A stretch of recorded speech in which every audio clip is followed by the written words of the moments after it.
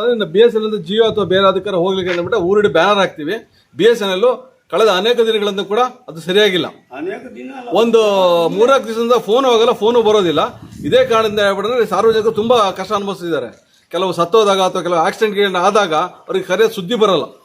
ಈ BSNL ಇಂದ ಜಿಯೋ ಬೇರೆ ಅದಕ್ಕಾರ ಹೋದ್ರೆ ಅಲ್ಲಿ ಸಿಮ್ಮು ಹಳ್ಳಿ ಭಾಗದ ಜನಗಳಿಗೆ ತುಂಬಾ ತೊಂದರೆ ಆಗ್ತಿದೆ. ಅವರಿಗೆ ಹುಟ್ಟು ಸಾವು ಇದರ ಸುದ್ದಿಗಳು ಯಾವುದು ಬರ್ತಿಲ್ಲ. ನಮ್ಮ ಕೆಲವು ರಾಜಕೀಯ ನಾಯಕರುಗಳು ಕೇವಲ ತಮ್ಮ ಹೇಳಿಕೆಗೆ BSNL ಹಾಗಿದೆ ಹೀಗಿದೆ ಅಂತ ಹೇಳ್ತಿದ್ದಾರೆ. BSNL ಆಗಲೇ ಆಲ್ರೆಡಿ ಒಂದು 70% ಸತ್ತೋಗಿದೆ. ಇಲ್ಲಿ ಕಚೇರಿಲಿ ಕೂಡ ಯಾರೂ ಇರೋದಿಲ್ಲ. ಇಲ್ಲಿ ಕೇವಲ ಕಚೇರಿಯಾಗಿ ಉಳ್ಕೊಂಡಿದ್ದೆ ಬಿಟ್ಟರೆ ಬೇರೆ ಏನಾಗಿಲ್ಲ. Okay done.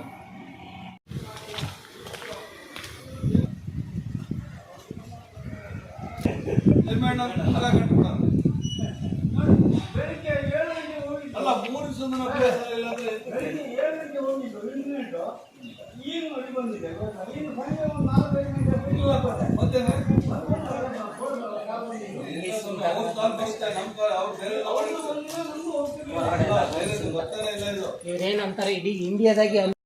ಕೇಳಿದಾಗ ಅವ್ರು ಏನು ಜವಾಬು ಹೇಳಿದ್ರು ಅಂತ ಹೇಳಿದ್ರೆ, ನಾನು ಡೆಪ್ಟೇಷನ್ ಬಂದಿರೋ ಸರ್, ನಾನು ಶುಕ್ರವಾರ ಬೆಳಿಗ್ಗೆ ಮತ್ತು ಮಂಗಳವಾರ ಮಾತ್ರ ಬರೋದು ಅಂತ, ಬಾಕಿ ದಿವಸ ಎಲ್ಲಿ ಹೋಗ್ತೀರಿ ಅಂದ್ರೆ ನಾವು ಮೂಡಿಗೆರೆಯಲ್ಲಿರೋದು ಪರ್ಮನೆಂಟ್ ಆಗಿ ಅಂತ ಹೇಳಿದ್ರು. ಅವರನ್ನು ಈಗ ಡೆಪ್ಟೇಷನ್ಗೆ ಹಾಕಿದ್ದಾರೆ ಇಲ್ಲಿಗೆ.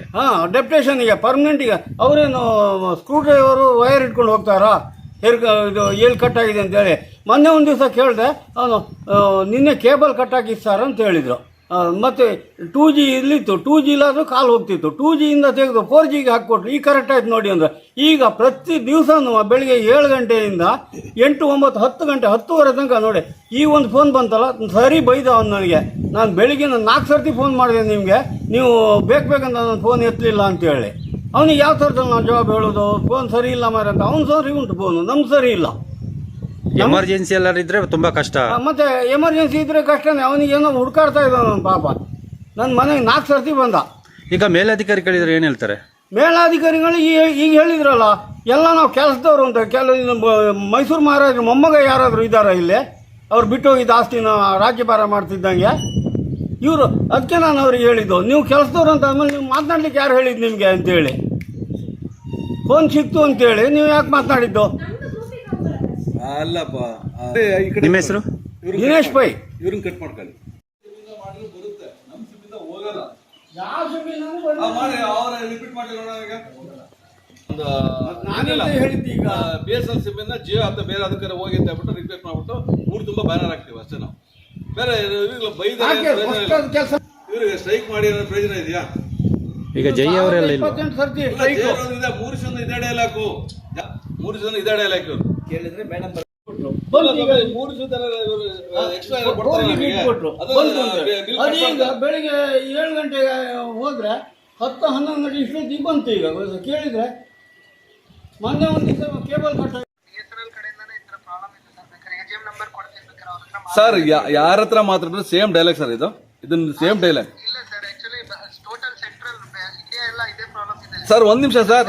ಈಗ 3 ದಿವಸದಿಂದ ನಮಗೆ BSNL ನಟ್ಟು ಇಲ್ಲ, ಏನೂ ಇಲ್ಲ. ಅದ್ರದ್ದು ರೀಚಾರ್ಜ್ ಕೊಡ್ತೀರಾ? ಅವ್ರಿಗೆ ರೀಚಾರ್ಜ್ ಹಾಕ್ತೀರಾ ಎಲ್ಲ ಫೋನ್ಗಳಿಗೂ ನೀವು? ಸರ್ ಒಂದು ಕೆಲಸ ಸರ್, BSNLಗೆ ಜಿಯೋನೋ ಅಥವಾ ಏರ್ಟೆಲ್ಗೆ ಹೋಗಿದ್ದೆ ಹೇಳ್ಬಿಟ್ಟು ಅಂತ ನೀವೊಂದು ಲೆಟರ್ ಕೊಡಿಲ್ಲ. ಊರು ತುಂಬ ಬ್ಯಾನರ್ ಹಾಕ್ತೀವಿ. ಸುಮ್ಮನೆ ಸ್ಟ್ರೈಕ್ ಮಾಡಿ ಪ್ರತಿಭಟನೆ ಮಾಡಿ ಪ್ರಯೋಜನ ಇಲ್ಲ. ಸಾರ್ವಜನಿಕರಿಗೆ ತುಂಬಾ ತೊಂದರೆ ಆಗ್ತಿದೆ, ನನಗೊಬ್ಬರಿಗೆ ಅಲ್ಲ ಸರ್. ನಾವು ಕೆಲಸನೇ ಮಾಡೋದು ಸರ್, ನಾವು ಎಲ್ಲರೂ ಕೆಲಸನೇ ಮಾಡೋದು ಸರ್, ನಾವು ಎಲ್ಲರೂ ಕೆಲಸನೇ ಮಾಡೋದು. ಸರ್, ಯಾರ ಹತ್ರ ಮಾತಾಡಿದ್ರೆ ನಮಗೆ ಪ್ರಯೋಜನ ಇಲ್ಲ ಸರ್, ನಮಗೆ ಪ್ರಯೋಜನ ಇಲ್ಲ. ಅದಕ್ಕೆ ಬೆಸ್ಟ್ ಅಂತಂದ್ರೆ ನಾವು ಒಂದು ಬ್ಯಾನರ್ ಹಾಕ್ತೀವಿ ಅಷ್ಟೇ. ಇಡೀ ಊರು ತುಂಬ ಎಲ್ಲ 5,000 ರೂಪಾಯಿ ವಸೂಲು ಮಾಡ್ಬಿಟ್ಟು ಒಂದು ಬ್ಯಾನರ್ ಹಾಕ್ತೀವಿ. ಊರು ತುಂಬ ಬ್ಯಾನರ್ ಹಾಕಿದ್ರೆ ನಿಮಗೆ ಸರಿ ಆಗುತ್ತೆ. BSNL ಅಂತ ಜಿಯೋಗೆ ಹೋಗ್ಬಿಡಿ ಸರ್. ಸರ್ ಒಂದ್ ದಿವಸ ಓಕೆ ಸರ್. ಸರ್ ನಿಮಗೆ 1 ದಿವಸ ಓಕೆ ಸರ್. 1 ದಿವಸ ತಪ್ಪೇ ಅಂತ ನಾವು ಒಪ್ಕೊಳ್ತಿಲ್ಲ. ಇನ್ನು 3 ದಿವಸ 4 ದಿವಸ ಏನ್ ಸರ್? ಯಾವುದು ಅಲ್ಲ ಸರ್, ಇಲ್ಲಿ ಕೆಲವರದೆಲ್ಲ ಪ್ರಾಬ್ಲಮ್ ಕೇಳಿದ್ರೆ ನಾವು ಅದು ಅವನು ಮೆಂಟ್ಲಾಗ್ಬಿಡ್ತಾನ, ನಾವು ಹಂಗಾಗ್ತಿದೆ ಸರ್. ನಮಗೆ ಪ್ರಯೋಜನ ಆಗಲ್ಲ, ನಮಗೆ ಪ್ರಯೋಜನ ಆಗಲ್ಲ. ಏನ್ ಮಾತಾಡ್ತೀರಿ ನೀವು ನಾನ್ ಸೆನ್ಸ್ ಆಗಿ?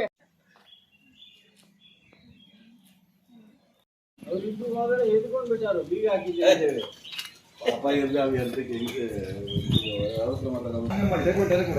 ನೀವು ಕೊಡಿ, ಯಾರಾದ್ರು ಕೊಡಿ.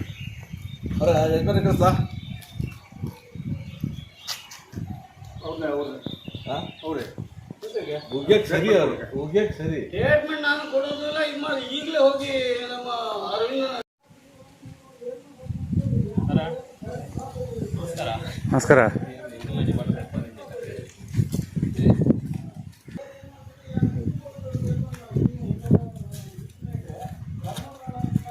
ಅವರಿದ್ದು ಹೋದರೆ ಎದ್ಕೊಂಡು ಬಿಟ್ಟಾರು, ಬೀಗ ಹಾಕಿದ್ದೆ ಅಂತ ಹೇಳಿ.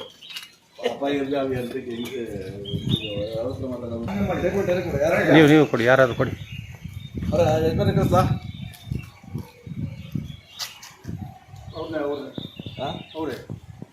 ಉಗ್ಯಕ್ ಸರಿ ಅವರು ಉಗ್ಯಕ್ ಸರಿ. ಸ್ಟೇಟ್ಮೆಂಟ್ ನಾನು ಕೊಡೋದಿಲ್ಲ, ಇದು ಮಾಡಿ ಈಗಲೇ ಹೋಗಿ ನಮ್ಮ ಅರವಿಂದ.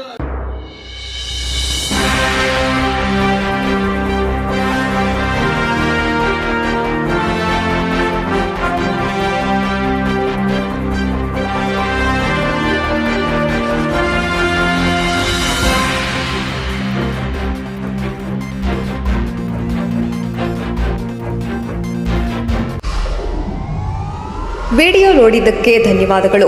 ಮುಂದಿನ ವಿಡಿಯೋದಲ್ಲಿ ಸಿಗೋಣ. ಕ್ಷಣ ಕ್ಷಣದ ಸುದ್ದಿಗಾಗಿ ವೀಕ್ಷಿಸಿ ನ್ಯೂಸ್ ಕರ್ನಾಟಕ, ಸದಾ ನಿಮ್ಮ ಜೊತೆ.